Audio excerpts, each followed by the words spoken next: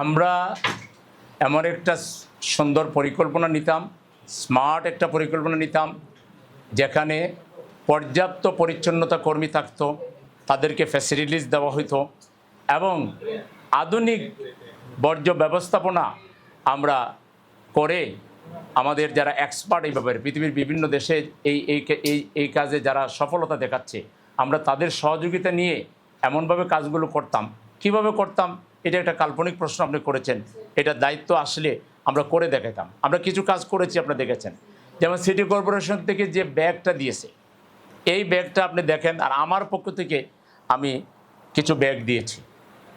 আমার ব্যাগটা হাতে নিয়ে দেখেন, এই দুইটার মধ্যে পার্থক্যটা কী। নির্ভর করে আপনি আসলে যে কাজ করবেন সেই কাজটা কতটা আন্তরিকভাবে করছেন, কতটা জনগণের কল্যাণে করছেন, না লোক দেখানো করছেন। আল্লাহ তাআলা লোক দেখানো কাজকে পছন্দ করেন না।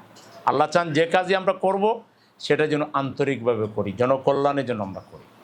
তো আমরা কিছু কাজ তো করেছি, বর্জ্য ব্যবস্থাপনায় আমরা কিছু ভূমিকা রেখেছি এবং আমরা যদি দায়িত্ব পাই, ইনশাআল্লাহ আমরা বর্জ্য ব্যবস্থাপনায় আধুনিকতা নিয়ে আসবো। আমরা স্মার্ট মেথড আমরা নিয়ে আসবো, যার মাধ্যমে বর্জ্যের এই যে এখন যেভাবে আপনার যে ব্যবস্থা যেভাবে করতেছে গতানুগতিক ধারায়, এটাকে পরিবর্তন করে আমরা নতুন ধারা নিয়ে আসবো এবং সেটা ওই দিন 6 থেকে 10 ঘন্টার 12 ঘন্টার ভিতরে বর্জ্য থাকবে না, বর্জ্যগুলো অপসারিত হবে। সে ধরনের ব্যবস্থা আমরা নেব ইনশাআল্লাহ।